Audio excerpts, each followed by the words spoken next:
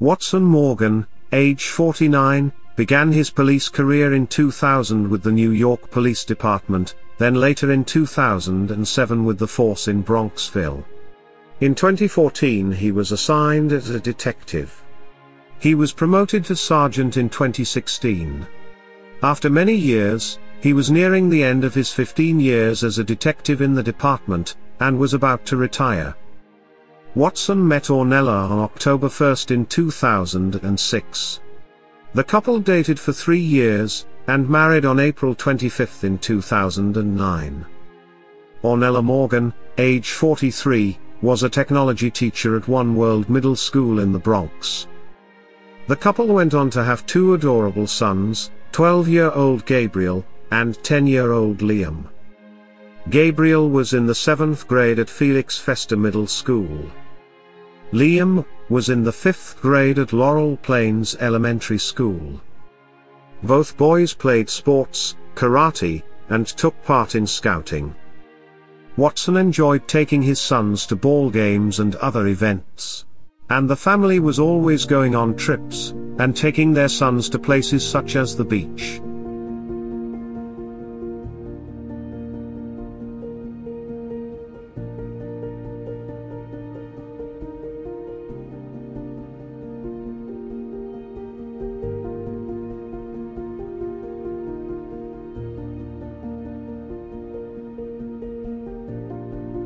The boys absolutely loved doing things with their dad.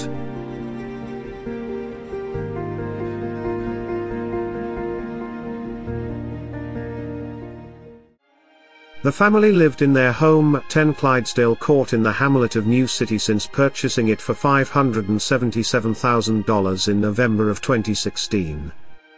New City is located in Clarkstown, and a part of Rockland County, New York.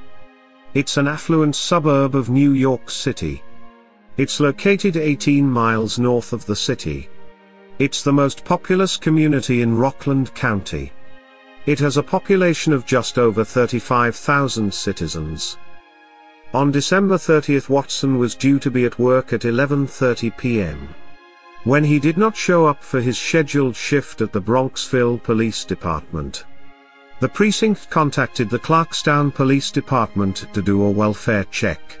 Officers were immediately sent to the family home. When officers arrived at the home, they knocked on the door. When nobody would answer, they made entry, and discovered Watson, Ornella, Gabriel and Liam all dead from gunshot injuries. All were pronounced dead at the scene. Neighbors told reporters that the family was loving and stable. Police told reporters that there is no history of domestic violence for the family. Investigators are looking into Watson's public and professional life, trying to understand what led up to the murder-suicide. Clarkstown Police Detective Norm Peters said, "At this phase of the investigation it is believed that Watson killed his wife and 2 children, prior to killing himself with a self-inflicted gunshot wound." He went on to say that a handgun was recovered at the scene near Watson's body. Peters said the incident was isolated, and that the public was not in danger. The New York State Attorney General, Letitia James, has launched an investigation into the murder-suicide. This investigation, known as Section 70B, is required by law when a death is caused by a police officer. The law states that an investigation is required if a law enforcement member causes the death of a person by act of omission. It doesn't matter if it's on duty or off duty. In a statement, Bronxville Police Chief Christopher Satriale said the killings left the department with profoundly broken hearts at the senseless loss of innocent lives, adding, "Our hearts go out to Sergeant Morgan's extended family," he said. "Our thoughts and prayers are also with his Bronxville Police Department family." The school district said, "The new year will undoubtedly start with great sadness and heavy hearts in our close-knit school district.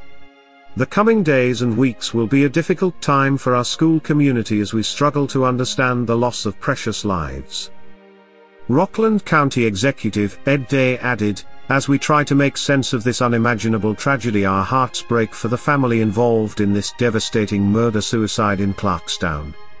On behalf of the people of Rockland, I send my prayers and deepest condolences to family, friends, and fellow officers of the victims, along with the entire town of Clarkstown.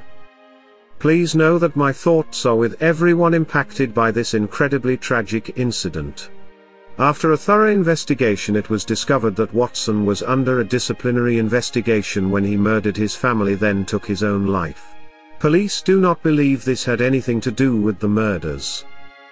Brownsville Police Chief Christopher Satriale said in an interview that the murders were completely unrelated to his job as a police officer. He said, "It's pretty clear to us that the motivation had nothing to do with his job. We're struggling for answers." He said Morgan was at the police department the night before the murders, and discussed his plans to retire. He said he had a security job lined up for when his retirement is approved. He said there was no issues as far as psychiatric investigations. Satriale said that Morgan used his own personal privately owned pistol, not his service weapon. Clarkstown Central Superintendent spoke to reporters about the tragedy. This will be a long healing process for us. As you would imagine, this is the deepest sense of grieving that a school community could possibly have. I have not heard one negative thing about this family. So it's incomprehensible, really. I had such high regards for this family. A candlelight vigil was held at Germans Park in Rockland County. More than 1,000 people gathered to remember Ornella, Gabriel, and Liam. Family photos showed on a big screen for those in attendance. It showed a happy family. "Being here tonight is about honoring the Morgan family," said Lloyd Paholski, Gabriel's former scoutmaster of Troop 97. "We're healing, grieving, supporting each other. This is about a community coming together, wanting to help and not being sure how. So people grabbed onto bits and pieces of the vigil, just to be part of it. Let tonight be an opportunity for us to have memories, to be able to offer remembrances, to share our feelings and know this is a safe place for us to do that," Holman said. "Let us begin the process of remembering these lives that were well lived." Members of Boy Scout Troops 97, 79, and Pack 46, the scout groups of Gabriel and Liam, then came on stage to start the ceremony. Many spoke at the vigil. And this has affected everybody in our town. You know, Clarkstown is almost 88,000 people, but tonight it really feels like a very small hometown. According to the healing process, we've been working closely with the school district to make sure that there's lots of counselors here. It's incredible to try to find a word to why did this happen. Lovely, lovely, lovely boys. You're so nice. I still can't believe it. It's still hard to believe. You just don't make any sense of it. You just have faith and you pray for him as well. A tribute performance of A Million Dreams from Disney film The Greatest Showman was also sung by students from Laurel Plains Elementary School, where the boys both once attended. Ornella's colleagues, and students from One World Middle School, former teachers of Gabriel and Liam, and the community members spoke at the vigil. Instantly had a bond. She was not only my teacher, but she became a mother figure to me. Liam were synonymous. Holding a door, helping a fellow student. "I have lost a part of my village," said Jacqueline Comilo, friend and neighbor of the Morgans, to the crowd. "But as I look around here today, I am reminded that we are all blessed to be a part of a great village. I know it is too soon to see the silver lining, but I can say with certainty that the past couple of days have shown me that our community truly embodies what the Morgans have always stood for: helpfulness, kindness, compassion, empathy and love." The vigil closed with everyone lighting a candle in remembrance. The funeral was held for Watson, Ornella, Gabriel and Liam at the St. Francis of Assisi Church in West Nyack, New York on January 11 in 2024. Their funeral mass was held at St. Mary's Albanian Orthodox Church in Worcester, Massachusetts. The family was buried at Burial Hope Cemetery, in Worcester, Massachusetts. Typically when families are murdered by a close relative, the media often reports it in such a way that frames it as a tragedy.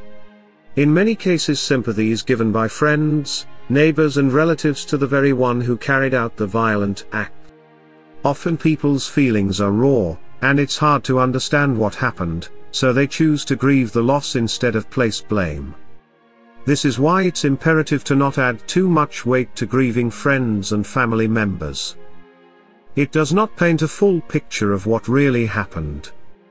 Although many times close friends, neighbors and relatives feel the murderous act was completely out of character, it's important to realize that most abusers and victims keep it well hidden. It's a rare case when a victim tells someone about the abuse. We should always remember that those who murder their own family members showed the ultimate, final act of domestic abuse, and should be known for that evil act. We should always show respect to the victims, and hold murderers responsible for their vile acts. If you are having disturbing thoughts or feelings of harming yourself or someone else, please seek help immediately. Know that you are not alone.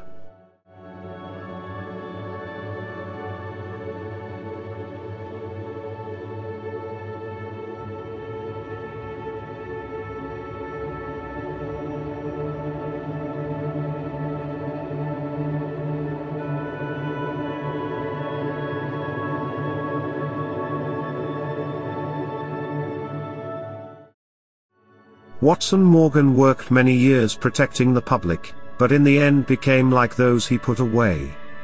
A murderer. He murdered his entire family, then committed suicide. It's sad that these two young boys won't get the opportunity to grow up, and have their own careers. Nobody has the right to end someone else's life. We do not own our kids. We are gifted the opportunity to love and nourish them until it's time for them to spread their wings and fly. May Ornella, Gabriel, and Liam rest in peace. That concludes this episode. Keep your eye out for the next volume, coming soon. If you enjoyed this video, consider subscribing. Thanks for watching.